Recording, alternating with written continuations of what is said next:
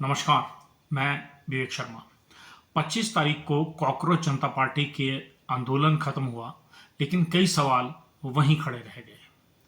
हम उस पीढ़ी के हैं जिन्होंने स्वतंत्रता का दौर तो नहीं देखा।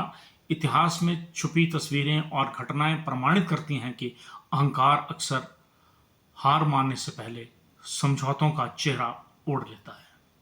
सीजेपी के आंदोलन के बाद जो स्थिति उभर कर आ रही है वो आंदोलन से ज्यादा खतरनाक दिख रही है। जिन 4 मुद्दों को लेकर के सरकार छात्रों के आगे नतमस्तक हुई थी, अब अहंकार की अग्नि में तप रही है। धर्मेंद्र प्रधान के इस्तीफे की लौ बीजेपी के घर को कहीं आग ना लगा दे।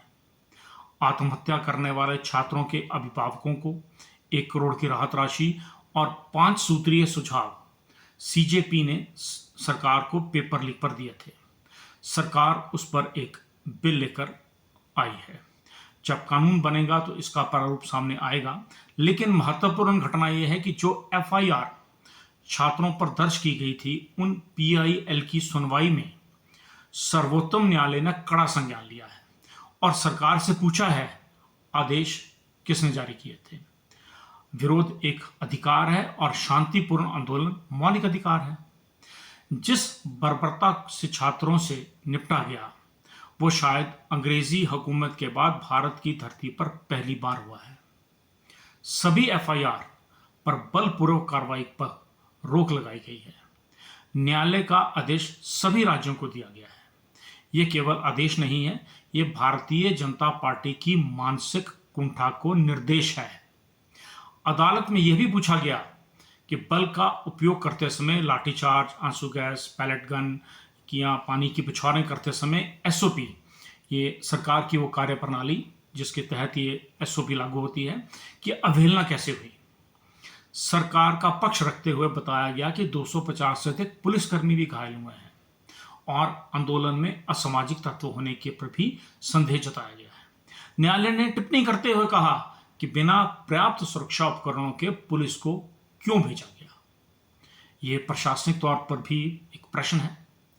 यह संवाद चाहे अदालत में हो रहे हों, अखबारों में छप रहे हों या समाज में चर्चा में हो, छात्रों के सामने नतमस्तक भाजपा धर्मेंद्र प्रधान के त्याग पत्र से हठ और अहंकार की ज्वाला अमित शाह को शाह से फकीर कर सकती है और भाजपा के हाथ में वोट का कटोरा समय से पहले पकड़ा सकती है।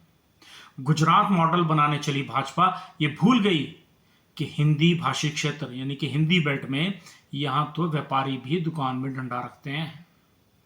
बेंगलोर स्थित अजीम प्रेमजी विश्वविद्यालय की एक रिपोर्ट के अनुसार देश में 1 करोड़ से अधिक ग्रेजुएट या उसके ऊपर के शिक्षित बेरोजगार हैं और उनमें से कुछ आंदोलन करने आए थे। लेकिन अब जो 3 तारीख को आ रहे हैं E20 वाले, उनकी संख्या लगभग 25 करोड़ से अधिक है। अब नितिन गडकरी ने अदालत में एक याचिका के साथ एक एफिडेविट दाखिल करते हुए कहा कि E20 वाला विषय उनके मंत्रालय का नहीं है और एथनॉल मिश्रण को लेकर के उनकी कोई भूमिका नहीं है। ये बात तो ठीक है, काम तो पेट्रोलियम मंत्रालय का है। अब हमारे राष्ट्रभक्त मित्रों को काम बढ़ गया है। ये कौन से देशद्रोही एजेंसी का काम है एथनॉल मिश्रण का? तरीका पाकिस्तान या चीन की हरकत है। उधर यूजीसी का विरोध कर रहे युवराज, हमारे नौजवान महाराष्ट्र, उत्तर प्रदेश, मध्य प्रदेश, बिहार, राजस्थान से छोटी छोटी टुकड़ियों में दिल्ली के सम्राट की तरफ बढ़ रहे हैं। अभी तक जानकारी में इनकी संख्या लगभग 50 लाख बताई जा रही है। अब आलोचक मित्र इसे अराजक तत्व कहेंगे और बताएंगे कि छात्र तो घर पर पढ़ रहे हैं।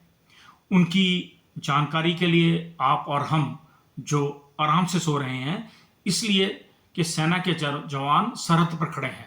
ये अराजक तत्व उन्हीं छात्रों के अधिकारों के लिए दिल्ली कूच कर रहे हैं। अब इसका दोष किसको देना है? ये कौन सी विदेशी ताकत इनके पीछे है? एक नई मुसीबत खड़ी हो गई है।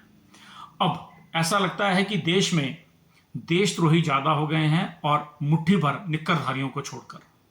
उधर औपचारिक और गैर औपचारिक बैठकों में भाजपा के भीतर बंद कमरों में फुसफुसाहट में दबी घुटी सहमी आवाजें आ रही हैं। भाजपा के नेताओं की हालत का अगर लबलबाब दो शब्द में रखा जाए तो राहत इंदौरी का एक शेर में समा जाता है। लगेगी आग तो आएंगे कई घर जद में, यहां सिर्फ हमारा मकान थोड़ी है। लेकिन उन्हीं भाजपा के लोगों को यह समझना होगा, सभी का खून शामिल है इस मुल्क की मिट्टी में, सभी का खून शामिल है इस मुल्क की मिट्टी में, किसी के बाप का हिंदुस्तान थोड़ी है। नमस्कार।